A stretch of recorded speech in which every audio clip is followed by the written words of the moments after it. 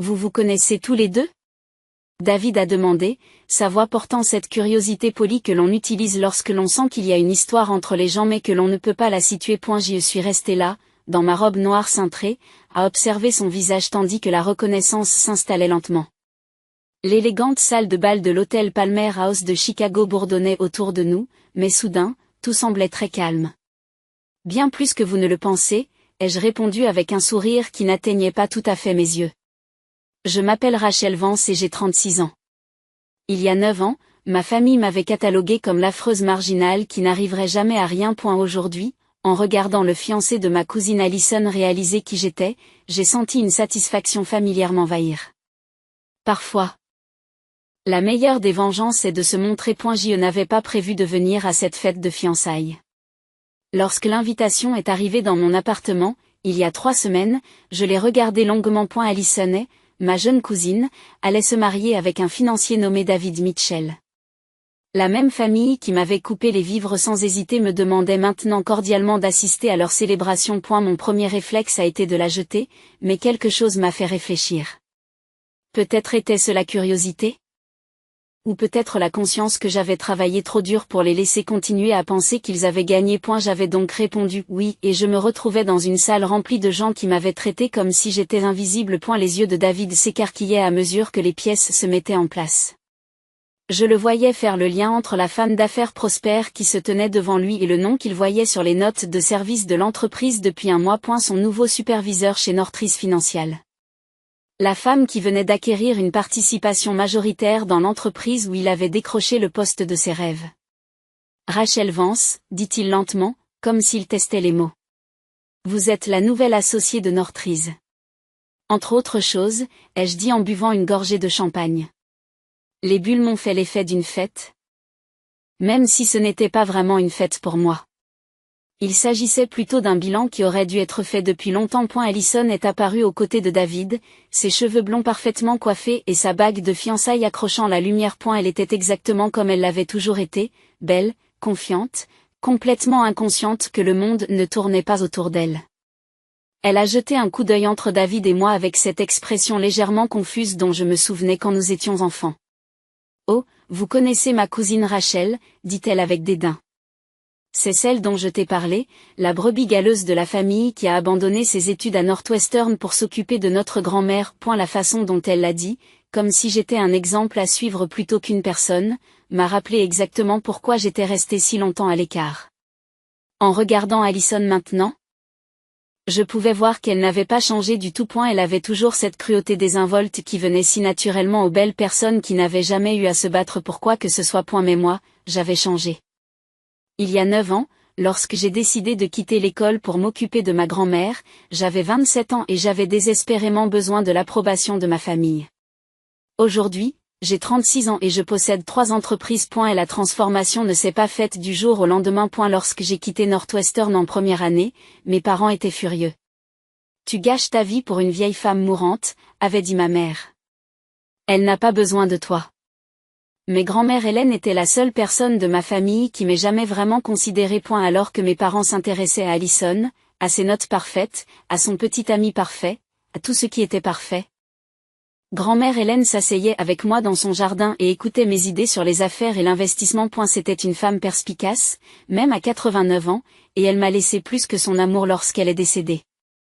Elle m'a laissé $50 000 et un conseil qui a tout changé. Ne les laisse pas te dire ce que tu vaux, ma chérie. Montre-leur. J'avais utilisé cet argent pour créer une petite entreprise de conseil, travaillant 18 heures par jour et dormant sur un futon dans mon minuscule bureau. À ce moment-là, la famille m'avait complètement rayé de la carte. Pas d'invitation à des vacances, pas d'appel téléphonique pour prendre de mes nouvelles. Juste le silence, comme si je n'avais jamais existé. Qu'est-ce que tu fais maintenant, demande David, qui essaie manifestement de gérer la tension soudaine qui règne dans notre petit groupe. J'investis dans des entreprises, ai-je répondu simplement. Je les aide à se développer, à améliorer leurs opérations. Parfois, je les rachète entièrement. Ce que je n'ai pas mentionné, c'est que Northrise Financial était en difficulté lorsque je l'ai approché il y a 6 mois. Leur portefeuille perdait de l'argent, leur clientèle se réduisait et ils cherchaient désespérément un investisseur capable de redresser la situation. Le David de Rachel, quant à lui, semblait de plus en plus mal à l'aise à mesure qu'il réalisait les implications de ce que je venais de dire. Excusez-moi un instant, dit-il en sortant son téléphone. Je dois passer un coup de fil rapide. Tandis qu'il s'éloignait, je l'ai regardé composer ce qui était probablement son numéro d'assistance. Dans une trentaine de secondes, il confirmerait que Rachel Vance n'était pas une simple employée de Northrise Financial. Elle était l'actionnaire majoritaire qui avait sauvé la société de la faillite. Et la femme qui contrôlait désormais entièrement la trajectoire de sa carrière. Allison parlait toujours de projets de mariage et de choix de lieu, mais je n'écoutais pas vraiment. Je regardais David s'approcher des fenêtres, sa voix devenant plus pressante à chaque mot qu'il prononçait dans son téléphone. 20 minutes plus tard, David est revenu dans notre coin de la salle de bal avec l'air d'avoir vu un fantôme. Son visage était devenu pâle et une fine ligne de sueur se dessinait à la racine de ses cheveux, malgré l'effort qu'il faisait pour garder son calme. Et elle s'est approchée de nous lentement, comme un homme marchant vers sa propre exécution. Rachel, dit-il, la voix soigneusement contrôlée, pourrais-je vous parler en privé un instant? Allison regarda entre nous avec une confusion croissante. Qu'est-ce qui se passe? David, on dirait que tu as vu un fantôme. C'est bon, dis-je en posant ma coupe de champagne. Bien sûr qu'on peut parler. Nous nous sommes dirigés vers une partie plus calme de la salle de bal. Près des fenêtres du sol au plafond qui donnaient sur la rivière Chicago. La ville scintillait au-dessous de nous, tout en lumière et en possibilités. J'ai toujours aimé cette vue. Elle me rappelait qu'il y avait tout un monde au-delà des limites étroites des attentes familiales. Vous êtes elle, dit David une fois que nous sommes hors de portée de voix. Tu es l'investisseur qui a acheté Northrise. Celle qui a tout restructuré. Je l'ai confirmé, en observant attentivement son visage. On aurait dit qu'il essayait de résoudre une équation complexe dans sa tête. Lorsque j'ai pris ce poste, on m'a dit que le nouvel associé était brillant, révolutionnaire, quelqu'un qui avait redressé 3 autres entreprises au cours des 5 dernières années. Il se passe une main dans les cheveux. Ils ne m'ont jamais dit que vous étiez de la même famille que mon fiancé. Le monde est petit, ai-je répondu en haussant les épaules. Chicago n'est pas aussi grand que les gens le pensent. Est la vérité. C'est que j'avais su exactement qui était David Mitchell lorsque son CV avait atterri sur mon bureau il y a 2 mois. Allison parlait de son nouveau petit ami sur les réseaux sociaux depuis plus d'1 an, et j'avais immédiatement reconnu son nom lorsque notre chasseur de tête l'avait recommandé pour le poste d'analyste principal. Il était talentueux. Je le reconnais. Ses références étaient impressionnantes et son travail antérieur était très prometteur. Mais je savais aussi que l'engager mènerait à ce moment. Le moment où ma famille devrait faire face au fait que l'affreux décrocheur qu'elle avait écarté était devenu quelqu'un qu'elle ne pouvait pas ignorer. Écoutez, dit David en baissant la voix. Je veux que tu saches que je n'avais aucune idée de ta situation familiale quand j'ai demandé Allison en mariage, et je n'étais certainement pas au courant de tes liens avec Northrise quand j'ai accepté le poste. Je sais, ai-je dit. Il ne s'agit pas de toi. David. Pas vraiment. Alors de quoi s'agit-il? Je me suis retourné vers la salle de bal où Allison discutait avec un groupe d'amis, se plaignant probablement du temps que nous avions passé à parler. Elle avait l'air si confiante, si sûre de sa place dans le monde, si certaine que tout irait toujours dans son sens. C'est une question de vérité, ai-je finalement dit, et de conséquences, et du fait que parfois les gens que vous excluez sont ceux qui finissent par écrire votre histoire. Le téléphone de David a sonné et il a jeté un coup d'œil dessus. À son expression, j'ai compris qu'il s'agissait probablement d'un autre message de son assistante ou de quelqu'un de Northrise, qui confirmait ce qu'il savait déjà. Son avenir tout entier était désormais entre mes mains. L'heure suivante s'est écoulée dans une sorte de danse étrange. David est retourné aux côtés d'Allison, mais je pouvais voir la tension dans ses épaules. La façon dont il jetait des coups d'œil dans ma direction lorsqu'il pensait que personne ne regardait. Allison, quant à elle, ne se rendait pas compte que quelque chose avait changé. Elle était dans son élément, montrant sa bague et acceptant les félicitations d'amis et de membres de sa famille que je n'avais pas vus depuis des années. Je me suis mêlé à la foule avec prudence, renouant avec des parents qui semblaient sincèrement surpris de me voir. La plupart d'entre eux avaient manifestement oublié mon existence, ce qui n'était pas particulièrement surprenant. Lorsque quelqu'un devient gênant pour votre récit, il est plus facile de l'effacer de votre mémoire. Rachel? Rachel Vance?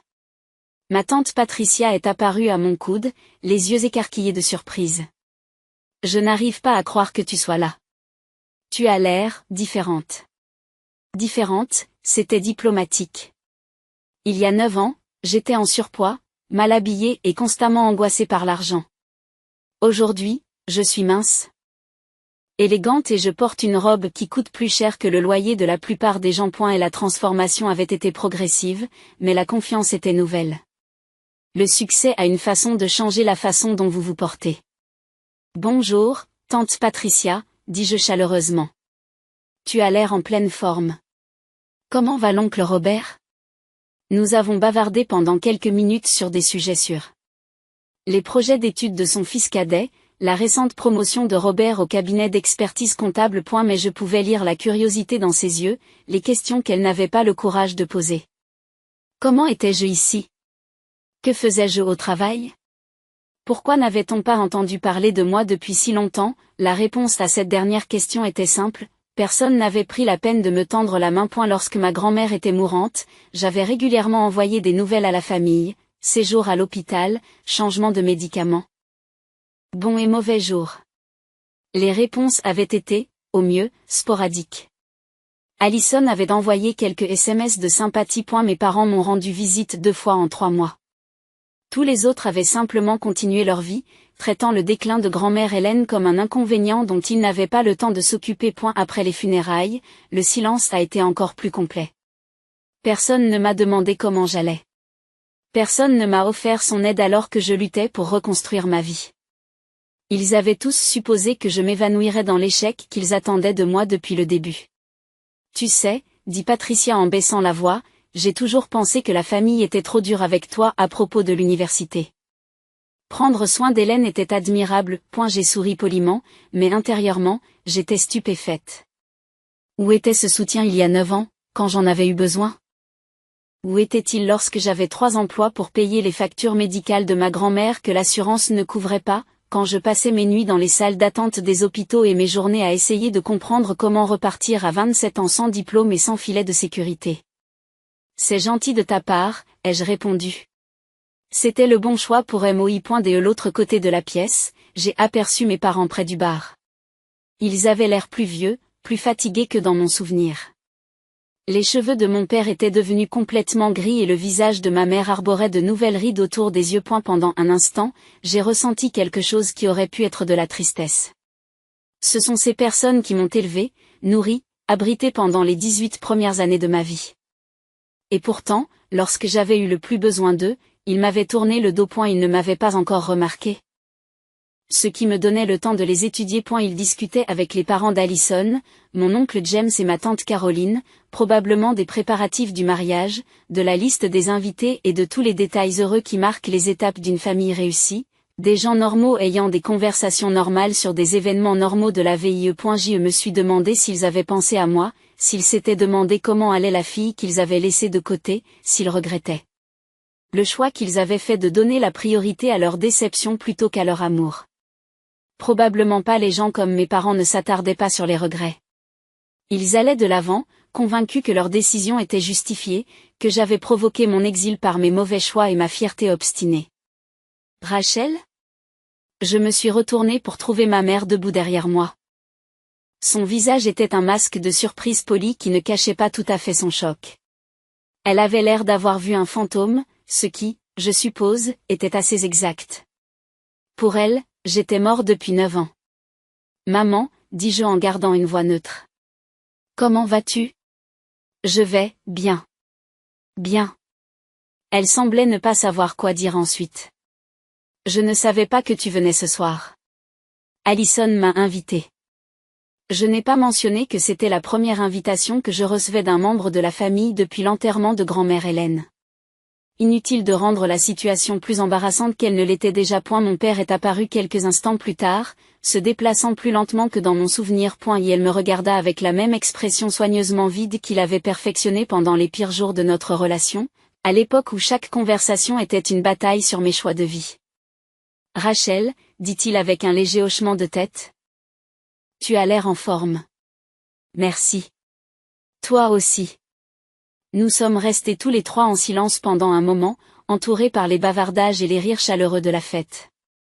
Cela aurait dû être des retrouvailles, un moment de guérison où le temps et la distance avaient adouci de vieilles blessures. Point a eu lieu de cela, nous avions l'impression d'être des étrangers en train d'engager une conversation polie lors d'un événement de réseautage. Ma mère m'a demandé ce que tu faisais de ta vie, son ton suggérant qu'elle posait la question plus par obligation que par véritable intérêt. Je suis dans les affaires, ai-je répondu simplement. Je travaille dans l'investissement et le conseil. C'est bien, a-t-elle répondu, même si son expression suggérait qu'elle pensait que j'exagérais probablement mon succès. Vous êtes toujours à Chicago? Oui. J'ai un appartement dans le centre-ville. Je n'ai pas mentionné qu'il s'agissait d'un Penthouse valant plus que la maison dans laquelle il m'avait élevé. Inutile de dramatiser. Mon père s'est raclé la gorge. On nous a dit que tu avais déménagé après le décès de ta grand-mère. Nous n'étions pas sûrs de l'endroit où tu avais fini.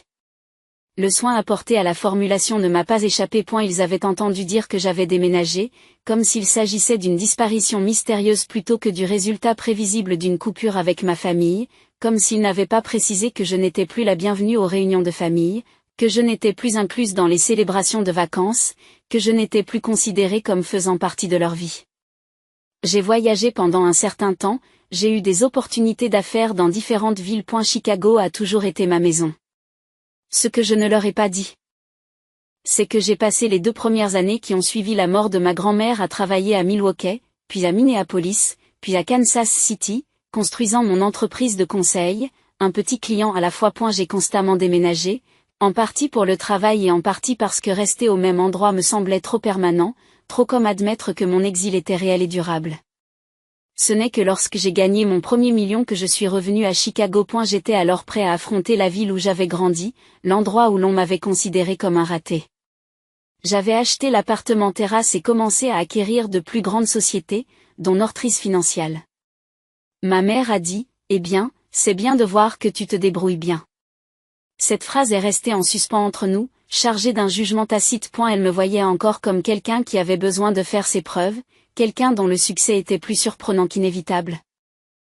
Quelqu'un qui avait eu de la chance de retomber sur ses pieds après avoir fait de si mauvais choix. J'ai été sauvé de la réponse par le son de quelqu'un qui tapait sur une coupe de champagne à l'autre bout de la pièce. David se tenait près du centre de la salle de bal, Allison à ses côtés avec son sourire radieux. Il se préparait à faire une sorte d'annonce, probablement pour remercier tout le monde d'être venu et de partager leur bonheur. Si je pouvais avoir l'attention de tout le monde, dit David, sa voix traversant la salle de bal. Les conversations s'éteignent peu à peu et les gens se tournent vers les fiancés. Allison et moi voulions vous remercier d'être venus ce soir pour célébrer avec nous. De ma position près des fenêtres, je regardais la foule se rapprocher. Mes parents s'étaient éloignés de moi. Probablement soulagés d'échapper à une conversation de plus en plus inconfortable. Tante Patricia prenait des photos avec son téléphone. L'oncle James rayonnait de fierté paternelle. Lorsque j'ai rencontré Allison pour la première fois, poursuit David, j'ai su qu'elle était spéciale. Elle a cette façon d'illuminer une pièce, de faire en sorte que tous ceux qui l'entourent se sentent importants et appréciés. L'ironie de la situation ne m'a pas échappé.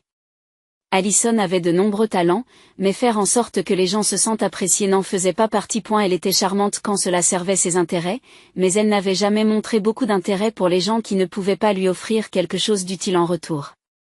Mais ce soir, dit David, et sa voix prit un ton légèrement différent. J'ai appris quelque chose de nouveau sur la famille et quelque chose qui me rend encore plus fier de rejoindre ce merveilleux groupe de personnes. Il me regardait directement, et j'ai ressenti un frisson de reconnaissance. Quoi qu'il s'apprête à dire, j'ai le sentiment que ce ne sera pas le simple discours de remerciement auquel tout le monde s'attend. Ce soir, j'ai découvert que la famille de mon fiancé comprend l'une des femmes d'affaires les plus prospères de Chicago, quelqu'un qui a bâti un empire à force de travail, d'intelligence et de détermination, quelqu'un qui est la preuve que la famille engendre l'excellence. Allison avait l'air confuse maintenant, jetant des coups d'œil dans la pièce comme si elle essayait de comprendre de qui David parlait. Ses parents semblaient tout aussi perplexes. J'étais le seul à savoir où cela allait nous mener, et je me suis mis à retenir mon souffle. Mesdames et messieurs, dit David en levant sa coupe de champagne dans ma direction. J'aimerais que vous vous joigniez à moi pour saluer Rachel Vance, qui n'est pas seulement la cousine d'Allison, mais aussi la brillante investisseuse qui a sauvé mon entreprise de la faillite. Rachel, voulez-vous dire quelques mots? Le silence qui suivit fut assourdissant. Tous les yeux de la salle se sont tournés vers moi, et je pouvais voir le choc s'inscrire sur les visages les uns après les autres. Mes parents avaient l'air d'avoir été giflés. La bouche d'Allison s'est ouverte. L'oncle James me regardait comme si je venais d'annoncer que je venais de Mars. J'ai fait un pas en avant, sentant le poids de 9 années de silence et de rejet s'abattre sur mes épaules. Ce n'était pas ainsi que j'avais prévu que la soirée se déroule, mais David m'avait forcé la main. Et elle avait choisi d'exposer publiquement notre lien. Pensant probablement que cela protégerait sa position à Northrise en montrant que nous étions de la même famille. Il avait tort. Les relations familiales n'allaient pas sauver sa carrière si je décidais qu'il était un handicap. Merci, David, ai-je dit en acceptant la coupe de champagne que quelqu'un m'a tendue. J'apprécie cette reconnaissance, mais je dois clarifier quelque chose. Je n'ai pas seulement investi dans Northrise Financial, j'en suis le propriétaire. J'ai le contrôle. Pleine autorité opérationnelle. La deuxième vague de choc a été encore plus prononcée que la première. Le visage de David est devenu pâle lorsqu'il a réalisé ce que je venais de révéler. Non seulement j'étais son nouveau patron, mais j'avais tout pouvoir sur la direction de l'entreprise, y compris sur les décisions relatives au personnel. Pour ce qui est de la sauver de la faillite, j'ai continué, ma voix portant clairement à travers la pièce silencieuse. Eh bien, disons que les meilleurs investissements sont parfois ceux où l'on peut déceler un potentiel que d'autres ont négligé. Les entreprises, comme les personnes, ont souvent plus de valeur que leur situation antérieure ne le laisse supposer. J'ai légèrement levé mon verre, croisant le regard de plusieurs membres de la famille qui étaient encore en train d'assimiler cette information. Au nouveau départ, ai-je dit, et à la nécessité de ne jamais sous-estimer les plus discrets. Le toast a été accueilli par des applaudissements dispersés et incertains, ainsi que par de nombreux murmures gênants. Je voyais les gens sortir leur téléphone, probablement en train de googler mon nom et celui de Northrise Financial pour confirmer ce que je venais de leur dire. Dans une trentaine de secondes, ils trouveraient des articles sur l'acquisition, des profils d'entreprises mentionnant mes autres sociétés et des rapports financiers qui montreraient très clairement que l'affreux décrocheur était devenu quelque chose qu'il n'avait jamais espéré. David était toujours debout, tenant sa coupe de champagne, mais sa main tremblait légèrement. Allison s'était rapprochée de lui, sa confusion mêlée à quelque chose qui ressemblait à de la colère. Elle avait toujours détesté être mise en avant, et je venais de transformer sa fête de fiançailles en une scène de révélation personnelle. Excusez-moi, ai-je dit à l'ensemble de la salle. Je crois que j'ai besoin d'air. Je me suis dirigé vers la sortie, sachant que derrière moi, la fête éclatait en chuchotements excités et en conversations urgentes. Laissons-les parler. Qu'ils fassent le point. Qu'ils réalisent que la personne qu'ils avaient considérée comme inutile avait construit quelque chose de remarquable pendant qu'ils étaient occupés à oublier son existence. Et la terrasse de l'hôtel était vide, à l'exception de quelques fumeurs, et j'ai trouvé un coin tranquille d'où je pouvais contempler la rivière Chicago. De là-haut, la ville était magnifique, avec ses lumières scintillantes et ses possibilités infinies. J'ai sorti mon téléphone et j'ai appelé rapidement mon assistante. Jessica, c'est Rachel. J'ai besoin que tu prépares quelques documents pour lundi matin. Des ordres de transfert pour David Mitchell. Je veux qu'il soit transféré à notre bureau d'Akron immédiatement. Le David Mitchell qui vient de commencer à occuper le poste d'analyste principal, demande Jessica. C'est lui. Faites en sorte que ce soit professionnel. Pas de drame. Pas d'explication au-delà du besoin de restructuration de l'entreprise. Compris? Autre chose? C'est tout pour l'instant. Merci. J'ai raccroché et je suis resté là un moment, écoutant les bruits de la fête qui se poursuivaient à l'intérieur.